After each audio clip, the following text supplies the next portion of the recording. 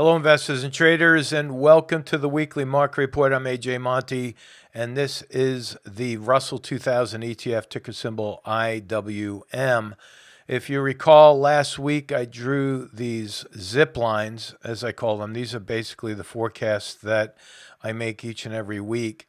And last week I said that the IWM would most likely drop and then bounce and start to move up. Now, the end of this line right here was my target, and we did not hit that. We missed that just by a hair. But what did happen on Wednesday is that we filled that gap precisely to the penny. Now, if you're following my gap fill rules, you know that 80% of the time, that's what happens. Gaps fill. But then after the gaps fill, we then have an 80% chance that the market will reverse from that gap fill point. And that's exactly what's happened. Now, what does that mean for next week? Well, I'm going to have to back out of this chart a little bit and give you some feedback on what I think is happening. If you look down at the bottom of this chart, right here is the June lows. And what I think we're going to see next week is I think we're going to see a little bit of a rally, not much. You could almost feel the heaviness of the market this week, right? You could feel how they tried to rally it. Monday failed, closed down. Tuesday tried to rally it. Wednesday we had the best day of the week actually, but then it failed to stay at that higher level on Thursday. And you can see that we had a bearish harami yesterday. A lot of confusing signals or conflicting signals. This looks like a hammer pattern. This looks like an inverted hammer. But look what's happening down below. The stochastics is starting to hinge lower, and the volume is increasing on this red candle. So coming into next week, this is what I think we could see. A slight, just a very slight rally. It's the opposite of what I thought we would have happen this week. We're going to see a rally, and then I think we're going to break out below the June lows back here. Again, going back to that low right there on June 16th, I do think that next week we're going to close below that June low, and then we are now on the hunt for red October. This is a very critical point in time for our markets, as you'll see from the geopolitical events that occurred this week starting Monday and throughout the week. There's a lot of pressure on the markets right now. There's a lot of uncertainty among investors and even fund managers. And we're going to have to see how intense this gets if we break out below the June low right here. So my upside target is 169.42 to the upside, basically testing the highs from today. And then I think we're going to go lower, 159.69. Again, a lot of that hinges on this gap fill because 80% of the time after gaps fill, it reverses, like I said.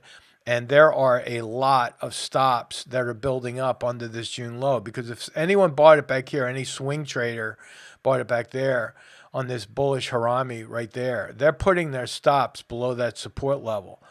And as time builds, they're trailing their stops below lows. And we have a whole bunch of stop loss orders built up below that low right there. And so as we move into next week, if we break out below those lows, basically the stops will be triggered. And that's like a slew of sell orders being entered into the system. So keep an eye on the charts for IWM. Now, if I look at SPY, you'll see that we also tried to rally right up on Wednesday, did not hit that target, and we actually missed that gap fill point. We had a couple of comments come out on the YouTube page that were questioning that exact fact that the gap did not fill. Are we going to go higher? Are we going to go lower? Well, here's where the rubber hits the road. You know, it gets very difficult when the signals start to move against one another. Like we see here, it's almost a inverted hammer, but now we have a higher volume. We just had a buy signal cross on the stochastics, and now look, it's hinging right back down. We had a buy signal on the CCI, and now that's heading back down. And guess where that's all happening? Below the June lows. So what's happening right now, see this jump in volume right there, could very well be stop loss orders being triggered and the selling intensifies. I mean, look at the intraday chart on this one. This is pretty incredible. Look at the minute by minute. Right up until the close, we had selling pressure come in on fairly high volume. You see that? Look at this selling that occurred towards the end of the day. We closed right on the low, and look at that big volume spike. So there's a lot of folks that don't want to be holding long positions over the weekend, and a lot of them are managing risk. So again, we did not fill that gap, but that gap fill point now is going to act as resistance if we even get back up over the June lows. So what does that look like for next week? All right, because of that increase in volume, I think we're going to start to move lower into next week. I'm not going crazy low on that, $350.66, and then we might even see a little bit of a bounce and test this now as resistance, because remember, once support is broken like we see here, it turns to resistance. This is what I talk about all the time in this little zigzag pattern. Once support is broken, it turns into resistance, and this is a textbook role reversal. So again, for next week, my downside target is going to be 350.66. Take note of that. Watch it, follow along with the charts, and of course, if you're long, holy mackerel, I hope you're using risk management strategies that work for you. Our option traders are now in a negative delta position. We want the markets to go lower. We're making money. We have really good positions that are stacked up to the downside, and I'm very happy for our Option Oracle members. And now let's look at the VIX, because this is extremely interesting. The VIX last week was closing on the highs, and then what happened? We had a hanging man on the VIX after this long shadow from last Friday. We had a hanging man. We had a close to a spinning top right there. Then we had this bearish engulfing candle. Look at that massive bearish engulfing candle. And then we were followed with a bullish harami. Isn't that interesting? That doubled. Again, conflicting signal. It doubled as a shooting star. Now what do we have? Well, the VIX has a lower high as of today, Friday, the last trading day of the quarter. We had a lower high, lower low. And so we might see a little bit of a downtick on the VIX, and then I think we're going to go higher. So I'm just going to do a little bit of this, a little bit of that, and I'm projecting out here into October 9th, right? So I'm expecting the VIX to go right back up after it pulls back just a little bit. And again, I say this all the time. For the most part, the VIX is inversely related to the S&P. So you might think, well, if the VIX is dropping, doesn't that mean that the spiders will most likely rally? It could happen, but it's not always the case. I'm just reading the technical signals as I see them on the charts. Try to keep my opinion out, except when I start talking about geopolitical events, then I'll let my opinions work their way in. That is totally up to you whether you agree or disagree with me. I'll leave that up to you. But I'm just laying out the facts for people, and that these events that we're seeing, especially this week, will most likely affect the market. And if investors get fearful, that will be reflected in the VIX, because it's also known as the fear index. So my downside target on the VIX is going to be 29.75 and then right back up to 34.42. All right, let's take a look at the tech sector represented here in QQQ. This is the ETF that basically tracks that tech sector. And look what we have. Again, this makes it very, very difficult to forecast when you have these conflicting signals. Look what happened. We did fill this gap. Remember what I was talking about last week? Chances are the gaps will fill, start to reverse, and then I said, watch out below, buckle up, right? That's exactly what's happening. Look, the gap filled. We had a bullish engulfing candle, and it failed. When you have a bearish engulfing candle that most of the time works out 80% of the time, and if it fails 20% of the time, that failure causes the buyers to quickly get out because they don't want to be holding onto a failed bullish signal. So what do we have? Yesterday we had a lower high, lower low. Today we had a lower high, lower low. But this is the big deal. Even though that looks like an inverted hammer, which is normally bullish, we had that close again below the June low support level at 268.73. And although that's a slightly lower volume, I do believe that we're going to pick up some steam into next week to the downside. So my forecast is going to be just that. I'm going to say a little bit lower. We might see a bounce at this new resistance, right? Remember, former support turns to resistance. So 268.73 is going to be resistance there. My downside target is going to be 260.23. And then we're going to have to monitor that resistance to see if it holds. And again, this is where the rubber hits the road, so to speak. You have to be following the technical signals. Again, coming into October, a close below that low, while the stochastics is making another turn lower and the CCI is hinging back down.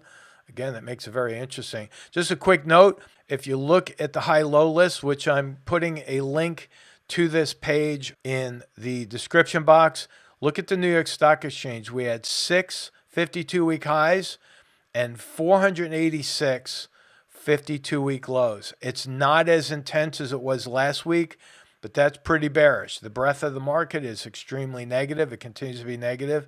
Got to keep an eye on that. Now, on the NASDAQ, we had 52 52-week highs. And what happened below there? 52 52-week highs and 595 52-week lows.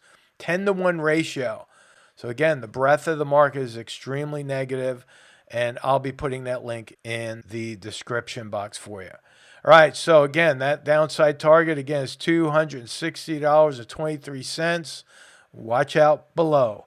Now, the diamonds, this one didn't even come close to my target. Didn't even come close to filling the gap. It tried on Wednesday, like the rest of the markets. But look at that. We closed right on the low on higher volume for the diamonds. Now, here's the June lows right there. Look what's happening already. That June low was broken. And on Wednesday, as we attempted to fill that gap, that June low, which was support, is now acting as resistance. So that's already happening. And I think the rest of the major markets are going to do the same exact thing as we break out below those lows. I'm going to erase that line, draw my new line to the downside. Going to have to condense that price axis there. I think we're going lower. Now, again, I'm not going crazy low like before, 282.32. And then we're going to have to see whether or not we retrace back up to that resistance line, because now we have that rubber band effect happening there between the price and moving average. So that rubber band is getting stretched. I think we could see another stretch in the divergence from that moving average on Monday and Tuesday, especially. So that is the target. Again, 282.32 with the oscillators now hinging back down on the diamonds. Now, we were talking about this. If you go back and look at the weekly market report from last week, right around the 4-minute mark, I was talking about a pullback possibly to fill the gap. And again, it made that attempt, but came right back down as it hit this resistance area. And I said, we'll most likely break out below the June lows. And that's what's happening here. It did not even try to bounce off of that support level. Now, I just want to do a quick shout out to Dr. Billy Price and his investment group, the Conover Investment Group. Thank you so much for sharing the video with your fellow investors. And this is how we grow the channel. If anyone is listening and is part of an investment group or investment club or trading club, put it in the comments box down there, and I'll do a shout out for you as well. Maybe it'll help your group grow if that's what your intentions are. But it's really from people sharing, liking, commenting, and subscribing. That's how this is growing. And we grew another 10%. We're now well over 11,000 now on a regular basis. And it's very exciting to see that. If you like it, chances are you're going to share it. If you don't like it, well, guess what? You probably won't. Some people are saying, why don't you stick to the charts and less to the conspiracy theory? All right, I get that. I have an opinion. You have an opinion. But I'm telling you right now, these aren't theories. These are facts that I'm bringing out. And you can see right here, this is something that happened on the 27th of September. Now, I'm going to go through this as the news broke in sequence. Now, remember I was talking about natural gas, how I like energy sector. Well, this, believe it or not, is not just sabotage. This would be considered an act of war. There were 3 different sections of the pipeline where explosives went off and ruptured the pipeline. Now there's methane gas coming out through the surface of the water right here, and it doesn't look like this is going to be repaired anytime soon. Now, again, connect the dots, because I do believe, as scary as this sounds, I do believe that we are moving closer and closer to a major war. I don't want war. You don't want war. But it seems like the globalists out there are pushing for war, the warmongers. All right, again, it doesn't matter what political flag you fly. Please connect the dots and look where we're going. The market is not going to like this if it continues to escalate. So this is step number one. Came out on the 27th. Right after that, what happens? The day after, the U.S. Embassy warns Americans to leave Russia. Remember, Russia had the referendum over the weekend. They now voted on that, and it looks like those states are going to be joining Russia, right? So this is, again, a sequence of events.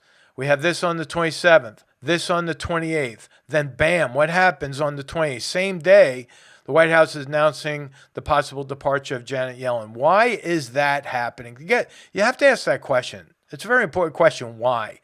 Well, I think Janet Yellen and a lot of the other Federal Reserve folks that are associated with the Treasury Secretary here, I think they know that we're headed for a crash. I really believe they know it, and they're painted themselves in a corner. And the way I see it, I don't believe Janet Yellen is going to want to have her name attached to what could be one of the greatest crashes in our economy and the stock market in U.S. history. That's how I feel. It's the way I see it happening. I'm looking at the charts. I think that we could even go below the March 2020 lows. Well, I have that as a target. I think we could actually go into that. I'll explain a little bit more towards the end here. And then we have right there on the 29th, yesterday, OPEC is talking about cutting production. Now, what do you think that's going to do to oil prices? We've already depleted our emergency petroleum reserves, and OPEC is talking about cutting production. Well, the U.S. is going to have to buy back the oil to replenish the reserves. They already talked about buying it back at around 80, and I had one comment coming, oh, it's below 80. Why aren't they going higher? Why isn't it rallying? Well, you just watch. Watch what happens after the elections, especially. OPEC cutting production. We have to buy back the oil. It's going to create more inflation down the road. Although they don't measure it, they should measure it. They used to measure it. They don't. Why? Because they want to make that inflation number look a little bit more digestible for the Americans. Well, guess what? We're smarter than that. We see the prices at the pumps. It has been dropping because they've been pounding the price and they've been releasing that supply into the market. But again, after the elections, I think they're going to let it run. And you'll see it happen right at the gas pumps. All right, now what's happening here? Well, this came out today. Ukraine is applying for NATO membership. Now, why is this a very bad thing? Well, if NATO allows Ukraine to be part of NATO during a conflict, you're just begging to be in a war right there. This is the most outrageous idea and news that I've seen all week. This could very well put us into a World War III, and I'm not exaggerating in the slightest. If Ukraine is part of membership, there's going to be a war, and NATO's going to be brought into it. We'll be brought into it, and we cannot afford a war. No matter which way you slice it up, we cannot get involved in this. We shouldn't get involved in this. In fact, the NATO Secretary General came out with this, and look at these bullet points. I mean, just look at bullet point 1 and 2. Stating NATO is not a party to the conflict, but then in the same breath almost here in these bullet points, NATO supports Ukraine and will support it for as long as necessary. Well, if NATO is in war with Russia and we're now supporting Ukraine, well, you're basically entering into this war just by allowing them to come in. They also condemn the annexation of Ukrainian territories. Well, guess what? There was a referendum. The people voted to be part of Russia. And now they're blaming Putin here as the culprit for the war, right? Keep going on. Read into this, folks. Again, connect the dots.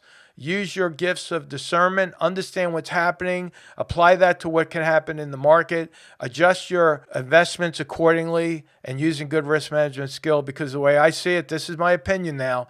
It's not the opinion of Market Rebellion or anyone else. You saw that at the very beginning. This is the state of our union. In fact, no one wants to even talk about recession. Guess what? We're in a recession. We are seeing inflation. We will ultimately, again, in my opinion, see stagflation, which is going to make this much worse. Something along the lines of what we saw in the 70s. We have open borders. People are coming in by the millions. It is stressing our economy. As a result, there's a labor shortage. Why is there a labor shortage? You think, well, all these people wanting to find work. There's a labor shortage because people want to stay home and get paid to stay home. And they're hopping from one company to the next for a 10-cent raise per hour. Believe me, I'm talking to business owners, and this is a fact. This isn't conspiracy theory at all. Talk to anybody who owns a business, and they're going to tell you there is a labor shortage. We have a weakened military. Remember, back in COVID, a lot of our military members left because they didn't want to be forced to take a vaccination. The military is weakened right now. You don't believe me? This is a fact. Go talk to any Army recruiter, Navy recruiter, and they'll tell you they're not meeting their quotas.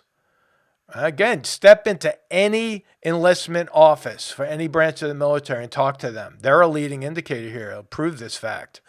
We have depleted emergency reserves, as I mentioned. We're in a bear market. Can we afford a war right now? No, we can't. And then you have state governors that are adding to inflation. How are they doing that? Well, here, this came out today. This is not just the only governor that's thinking about this. They're sending out more millions of relief checks starting next week. What does that do? Who's going to pay for this, folks? You're going to pay for it, the taxpayer. What does this do to inflation? It doesn't slow it. It adds to it. It accelerates the inflation rates. And that's what we have going right now. And you have to look out the window. Look at the price of oil. We're bouncing off of this key trend line right here. See this? Let me go back and look at the monthly chart. What's happening in oil? We have an accelerated upward trend. Here we go. 4 red candles in a row. Drop in volume this month. This could very well be a pivot point that leads us into October, November pivot. And then, like I said, after the election, I think the oil is going to start going through the roof. I want to answer some questions here and thank those folks that are contributing to our comment page. Again, from last week, we have a lot of folks that have been in comments. We have almost 300 comments coming in. Let me just highlight Rich Wilson here. Thank you, Rich, for submitting these questions. You say, hey, Jay, great stuff again. The SPY did not hit the gap fill before turning down. Now, remember, I talked about that in this video. And your question is, does this mean it missed it for the cycle as the volume is now heavily downward? Or should we expect it to fill before the leg 3 down? Now, I believe that we are not going to fill that gap because the spiders, and again, as we break out below those June lows, that area of former support is going to turn into resistance. Natasha, also similar question. Hi, AJ. We had the big bounce yesterday, but not to your targets. Exactly. We did not hit that target. We hit resistance. Today sold off. Are you going to keep your upside targets for next week, or you think we won't hit them at this point? I do not think we're going to hit the upside targets from last week.